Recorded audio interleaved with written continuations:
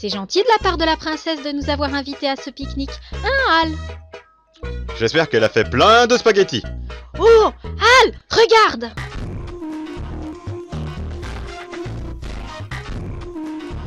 Oh là là, on n'y voit rien là-dedans. T'as apporté une lampe? Non.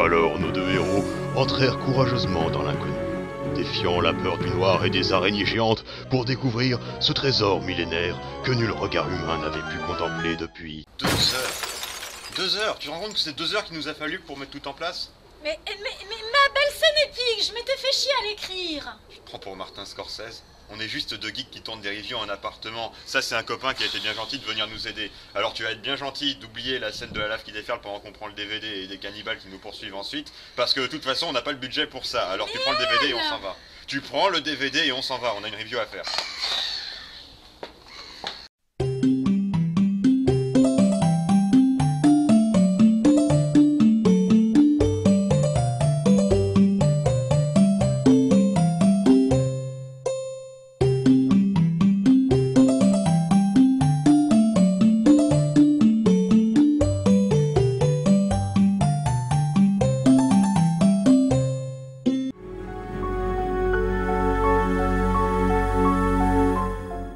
Tu te rappelles? Ah non, pour ça, il n'y a pas de tu te rappelles qui tienne. Soit on a connu et on se souvient, soit si on se souvient pas, c'est qu'on n'a pas connu. Il n'y a pas moyen d'oublier un chef-d'œuvre pareil. Enfin, un chef-d'œuvre pareil qui a complètement disparu des écrans de télé français et tout ce qui reste de la légende. C'est ce DVD des 6 premiers épisodes, seulement 6 épisodes sur 26, et des images et musiques trouvées sur le site de la production. Ceci est le saint graal de tout amoureux des dessins animés qui se respectent. L'une des séries les plus injustement méconnues de la fin du siècle dernier. Il faut dire qu'Argyle la prophétie est une série dont les apparences sont trompeuses. Regardez la couverture du DVD, un héros à tête de lion qui tient une jeune elfette chat dans ses bras. C'est quoi d'ailleurs, un genre de Navi albinos? Ouais. Au moins dans Robin des Bois de Disney, ils avaient l'humilité de préciser quel animal se voulait être quel personnage. J'ai toujours adoré le fait que ce soit entre parenthèses d'ailleurs, limite ils auraient dû rajouter du con derrière, ça aurait rien changé. Oui, mais là, on n'est pas dans Robin des Bois, loin de là. Et d'ailleurs, comment diable ont-ils essayé de présenter la série au dos de la jaquette? Un univers entre Blade Runner et La Belle au Bois dormant.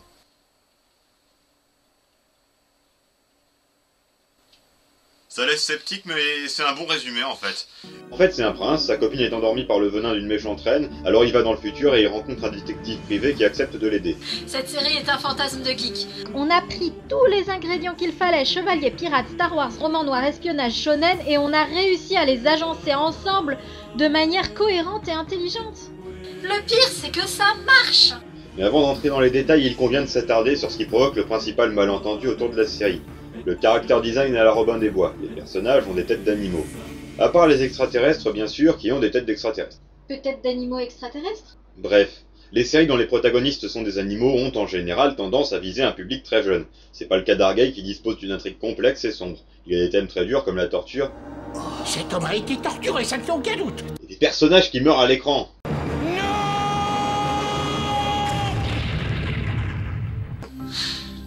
Arrive jamais ça. Enfin, c'est rare que dans les dessins animés, quelqu'un dise distinctement à l'écran, il est mort. Oh non, Aelita, elle est morte. Oui, bon, ça compte pas. Là, on le fait pas non plus, mais ce qu'on dit, c'est encore pire. Tu dis que l'homme masqué est inutilisable? Alors pourquoi des têtes d'animaux? Pourquoi pas un character design plus adapté, genre... Ouais, comme ça. C'est parce que, en fait, la série va à 100 à l'heure. Et ils ont pas voulu s'emmerder avec des scènes d'exposition trop longues pour introduire les personnages, donc ils leur ont donné des têtes d'animaux qui correspondent à peu près à leur caractère. Et ils se sont pas contentés de faire du héros un lion et de la méchante un serpent. Non, non, non, l'équipe des héros comporte quand même un chameau. Mais non, j'ai une bosse, je suis un dromadaire, pas un chameau. Oh, c'est agaçant à la fin. Pardon, un dromadaire. Mais il a pas de boss. Si, là. Laissez premiers épisodes du DVD, pourquoi ça s'ouvre pas ce machin? Parce que t'as pas fait le truc en fait. Le truc? Ah! Donc les 6 premiers épisodes du DVD sont les seuls que nous ayons pu trouver. Par conséquent, nous ne pourrons vous parler que de ceux-là. Et il y en a bien sur YouTube, mais... Joe, време да се прибираме у дома. Идвам веднага. Voilà quoi. Remarque, d'après ce que j'ai compris, pour quelqu'un qui a grandi en Europe de l'Est, c'est assez classique comme façon de doubler. Chut, le générique commence.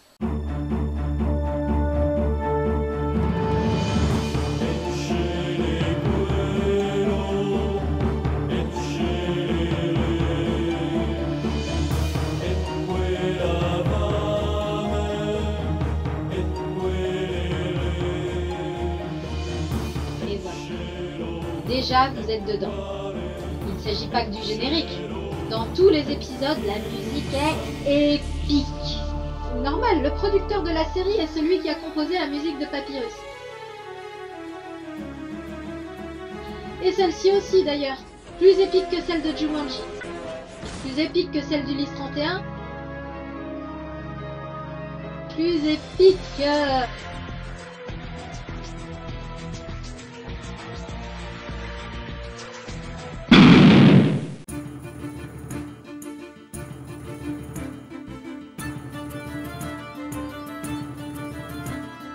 L'histoire commence assez loin de Blade Runner et assez près de La Belle au Bois dormant puisqu'on voit une fille se faire droguer par une méchante sorcière et s'endormir pour un sommeil éternel.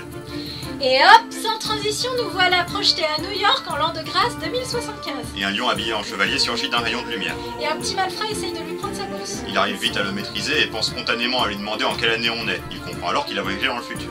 Et avant qu'il ait temps de s'en remettre, la police le prend en chasse. On comprend rapidement que c'est en fait une milice et que l'époque à laquelle le lion a atterri est gouvernée par une dictature. Et nous ne sommes qu'à 4 minutes 41 du début. Ralentissons. Le lion trouve refuge chez un détective privé, Oscar Lampoule, et son dromadaire d'assistant, Barnabé. Le lion, qui a un instinct infaillible car c'est lui le héros, décide qu'il peut leur faire confiance et qu'il peut tout leur raconter. Pour faire gagner du temps, Oscar Lampoule fait projeter les pensées du lion sur un super grand écran géant de luxe. On apprend que le lion s'appelle Prince Argaï et qu'il est le petit ami d'Angèle, la demoiselle qu'on a vu se faire empoisonner au début de l'épisode. Et demoiselle qui dormira pendant toute la série, c'est la fille qui sert à rien. Mais bon, on le savait dès le départ, hein, on est entre La Belle au Bois dormant et Blade Runner, enfin, n'empêche qu'on a quand même une composante Belle au Bois dormant, et que La Belle au Bois dormant, elle est dormante, quoi. Et elle le reste. Mais il y a une autre fille qui sert à rien dans l'équipe. Ouais, Miss Moon, Moony de son prénom, l'assistante de l'assistant. Elle sert à rien, mais les dialogues sont écrits de telle façon que, comment dire ça?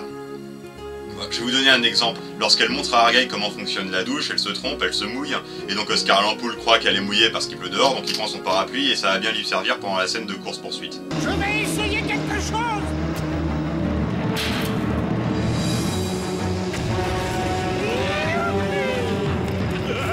C'est ce qu'on appelle le coup du parapluie. Loi de conservation du détail. Ce qui est là apparemment juste pour un gag sert en fait dans la suite. Mais on digresse, on sait toujours pas pourquoi Argaï se retrouve au 21e siècle. Je vais pas le dire parce que sinon ça va avoir l'air nul. Mais dis-le, c'est dans le titre, Argaï est le héros d'une prophétie. Ouais, mais pas n'importe quelle prophétie quand même. Pas le truc énigmatique écrit sur un quart de post-it et démerde-toi pour comprendre ce qu'il faut que tu fasses. C'est peut-être clair pour vous, mais pas pour moi. Non, une prophétie détaillée, des centaines de pages reliées pleine peau, qui raconte tout ce qui va se passer dans la série, et en vert. Reine noire des ténèbres invoquera, homme sans visage le cherchera, mais la lumière l'empêchera, le nom du prince elle ne saura. Piège sur le prince se fermera, la reine la lumière condamnera, dans d'autres mondes l'exilera, prince au pacha l'aide demandera. Alors pourquoi on regarde la série? Pourquoi on lit pas le livre plutôt? Justement, c'est ça le truc, Argaï a pas lu le livre, il a pu entendre que les premiers quatrains qui lui disaient d'aller au bon endroit, de se faire foudroyer et d'être téléporté dans le futur. Au bon endroit. C'est ça que tu appelles clair? Bah, dans le cadre d'un bouquin écrit par un moine et lu par un moine, le bon endroit, oui, c'est clair. L'église est la maison de Dieu, c'est le bon endroit. J'aurais dû y penser. Bref, Argaï, suivant les instructions, va se mettre au bon endroit et frapper par la foudre, téléporté dans le futur, fin du flashback. Ce qui ramène nos héros à des préoccupations plus matérialistes et plus pragmatiques. Comment faire passer inaperçu la présence d'un chevalier du Moyen-Âge en l'an de grâce 2075? Pour ça, il faut convaincre le petit malfrat du début qu'il a vu et qui pourrait parler de lui, de ne pas parler de lui. Et il faut avouer que la méthode employée est assez rude. Et ils le font pas exprès, c'est un accident. Ouais, ils le font pas exprès. Pourquoi tu croyais qu'ils voulaient le retrouver? Qu'est-ce qu'ils auraient fait sinon? Attends, regarde, c'est des lascars, les mecs, ils ont l'air pato comme ça, mais regarde, le mec dans le taxi, tu vois, il sort le flingue tout de suite, vas-y, il vient de la cité, quoi. Qu'est-ce que tu veux qu'ils fassent? Heureusement que les scénaristes ont réglé la question à leur place avant qu'ils aient à le faire eux-mêmes, parce que sinon, bonjour la série pour enfants, quoi. Bon, deuxième souci, comprendre pourquoi Argyle se retrouve dans le futur. Et à ce sujet, Oscar Lampoule formule une théorie qui est tellement absurde qu'elle se révèle être vraie. La reine qui tyrannise le 21e siècle et la sorcière qui a empoisonné Angèle au Moyen-Âge sont en fait une seule et même personne qui a accédé à l'immortalité en empoisonnant des jeunes filles au cours des siècles. Et nous qui sommes des téléspectateurs omniscients et qui pouvons pénétrer dans le boudoir de la reine, nous apprenons même un petit détail supplémentaire. Le venin que j'injecte à ces jeunes filles depuis des années me donne la vie éternelle. Elles dorment toutes pour des siècles et des siècles. Et qu'une seule d'entre elles vienne à se réveiller, et tu retournerais dans le passé anéanti. Cela n'arrivera pas. Personne ne peut contester mon pouvoir.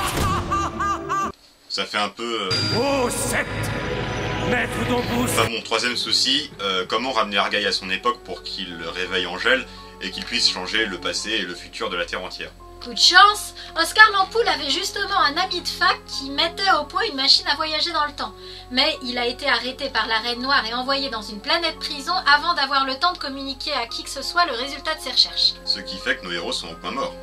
Homme de peu de foi, fais confiance aux scénaristes, ils ont toujours la solution. D'ailleurs à ce propos, c'est bien pratique d'avoir le diable comme méchant. Il sait tout, il voit tout. Alors, la Reine Noire apprend assez facilement qu'il y a un chevalier du Moyen-Âge au 21e siècle qui menace son empire, et qu'Oscar Lampoule est mêlé à l'histoire et qu'il faut le faire arrêter. Ça te fait pas chier de raconter ça en une phrase comme ça? Oh, si, bien sûr, je suis obligée de passer rapidement sur ça. Les hommes qui portent un masque sont tous fichés par la milice. Puis sur ça... Je te préviens, la programmation de ton cerveau n'est pas éternelle. Demain à 16h, tu retrouveras tes vrais souvenirs. J'espère que ça suffira. Et puis je dois m'interdire d'analyser les dialogues qui sont tellement intelligents et tellement bien pensés. Combien de lignes à cette station? Une seule, maître. Ils n'ont donc que deux solutions. Seulement qu'est-ce que tu veux, cette série est trop intense. On n'aura pas le temps de tout dire. Il y a des choses qu'il faut zapper. Bref, rapidement, Oscar Lampoule se retrouve arrêté et ses amis traqués. C'est pourquoi Barnabé a l'idée de faire appel à un de ses potes qui est un poisson-lune caïd de la pègre, dont on pourrait craindre la réaction, mais il est doublé par Benoît Alman. Tu as raison, je vais donner autre chose. Prix infini, la vie, Barnabé, la vie. Benoît Alman? Oui, Benoît Alman, le tigre de Frosties. T'aimerais devenir plus agile, plus puissant? Alors mange tes Frosties et deviens le plus grand prédateur de la jungle urbaine. Un personnage doublé par Benoît Alman aura beau être un poisson-lune caïd de la pègre, le tigre étant lui, on peut lui faire confiance. Donc Benoît Alman sauve nos héros en les envoyant sur une planète rebelle extraterrestre. Une planète rebelle extraterrestre? Oui, en gros ça donne ça. Cet impérial ne sera bientôt plus un obstacle sur notre route. Mais c'est impossible. Comment est-ce que l'empereur pourra gouverner sans les fonctionnaires? La peur. Voilà ce qui bâillonnera les systèmes séditieux. La peur de l'étoile noire. Non, Alderan est pacifique, nous n'avons pas d'armes. Nous écraserons la rébellion aussi aisément qu'un insecte. Entre Blade Runner et la Belle au Bois dormant. Réfugiés sur la planète rebelle, nos héros discutent avec la reine amie, la princesse... Oh, et puis zut, la jolie extraterrestre qui dirige la rébellion. Ils lui expliquent leur intention de faire s'évader Oscar Lampoule de la planète prison où il est retenu, et par conséquent repartent aussitôt. Bye bye, jolie princesse rebelle, c'était sympa pour les 5 minutes que ça a duré. Bah, qu'est-ce que tu veux, la série va rapidement. Pas trop rapidement cependant, mais rapidement quand même. Du coup on nous présente la rébellion, on nous dit qu'elle existe, on nous montre qui est son dirigeant, et on expédie. Et pourtant, à partir de là, on enchaîne. Oscar Lampoule retrouvant l'inventeur de la machine à voyager dans le temps sur la planète prison. Les amis d'Oscar Lampoule arrivant sur la planète prison pour les faire évader. L'inventeur qui reste coincé sans pouvoir s'évader mais a le temps de dire à Oscar où est cachée la machine.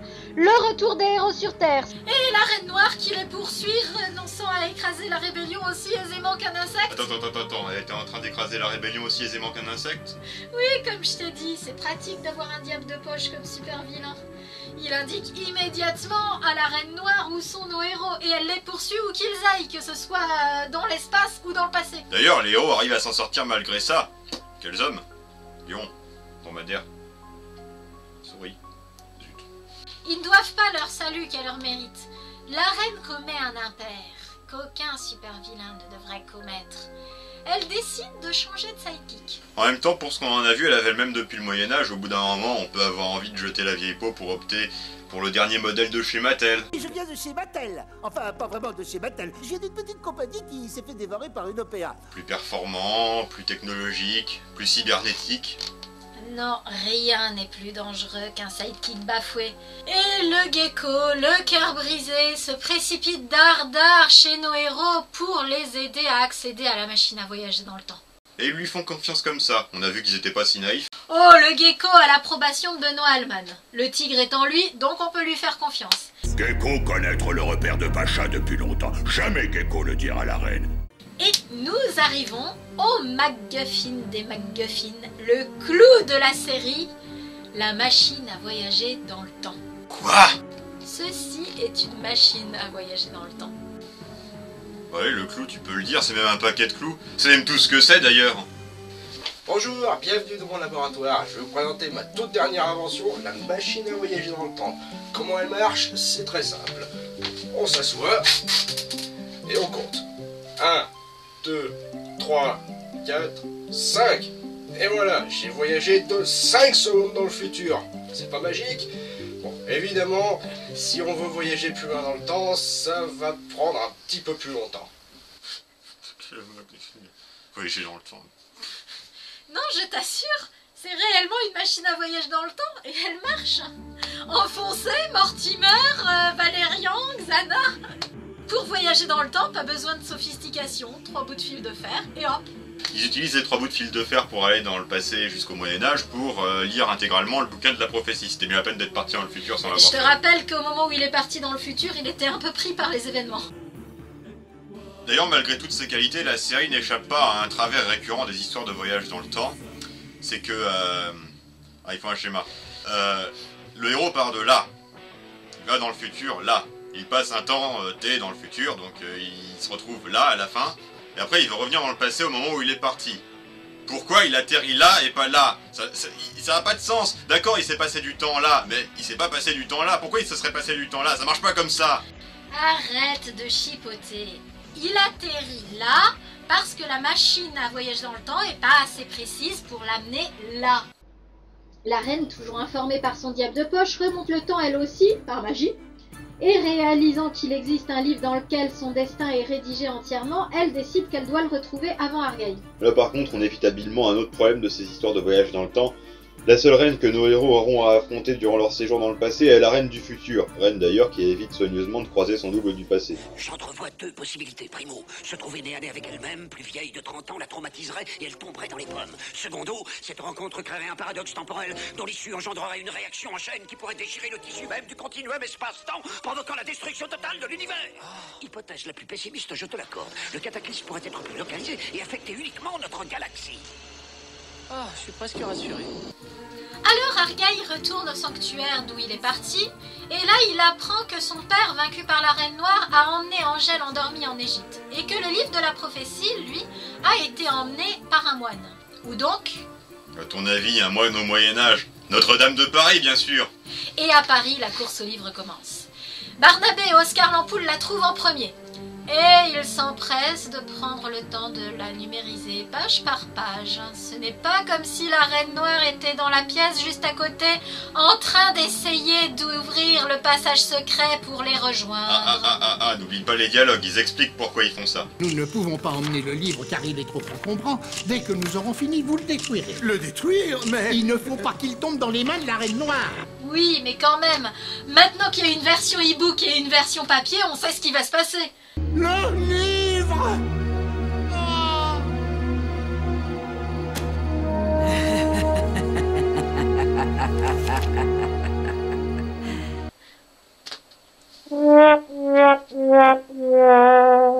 Bon. La Reine Noire et les héros ont tous deux une version du livre et peuvent tous deux s'en servir, l'un pour contrecarrer l'autre et l'autre pour contrecarrer l'un. Que va-t-il se passer ensuite? Ben... Me dis pas que... Si, nous sommes arrivés au bout des 6 épisodes que nous avons. Mais... On peut vous dire ce qui se passe ensuite. Le livre contient la recette d'un antidote pour réveiller Angèle. Chaque ingrédient de cet antidote se trouve à un lieu différent du monde, à une époque différente. Et méchants et gentils vont s'affronter dans le cadre d'un épisode à chaque fois pour récupérer un ingrédient ou le détruire selon le côté duquel ils sont. Donc du coup, on va avoir une structure, un épisode, un ingrédient, ce qui va permettre au spectateur de voyager partout où il aime aller, c'est-à-dire chez les Vikings, au Far West, partout quoi. Mais les images n'existent pas, ou alors elles sont en néerlandais. Évidemment, la série se termine par la gentille qui se réveille et la méchante qui est vaincue, mais bon, ça sert à rien de le dire, on n'a pas les images. Et pourtant, cette série est si marquante que malgré les années qui ont passé, nous avons encore gravé dans nos mémoires des images de ces épisodes introuvables. C'est pourquoi chaque amateur de dessin animé qui nous regarde doit se lever et partir chercher ces épisodes perdus dans toutes les époques et dans tous les lieux qu'ils pourront explorer. Et nous n'aurons de repos que lorsque notre série bien-aimée sera réveillée de son sommeil éternel et que la Reine Noire de l'oubli aura été vaincue. Par ces mots convaincus, la review finira et la quête annoncée ainsi commencera. Avant que devine qui j'ai doublé se ramène, reconnaissez qu'elle mérite qu'on s'en souvienne.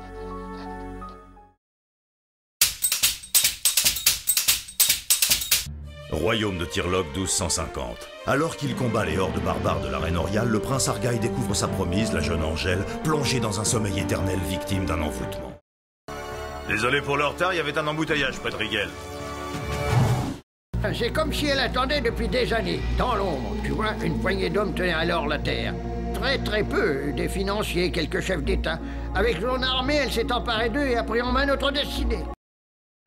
C'est absolument incroyable! Vous vous rendez compte? Nous sommes sur la Lune! Il suffit de brancher cette machine sur une gun électrique de la prison pour savoir où se trouve votre copain. Carrie a raison. J'ai besoin de me reposer et de me détendre. Peut-être qu'il me viendra une idée géniale. Je suis sûre que je suis encore la première. Oh, c'est super cool! J'ai envie de faire une partie! La milice ou une poupée qui s'ennuie? Oh, l'île Kangourou, vous m'en direz tant. J'ai entendu dire que c'était une île très bondissante. Rien ne se fait sans Pacha savoir. Asseyez-vous.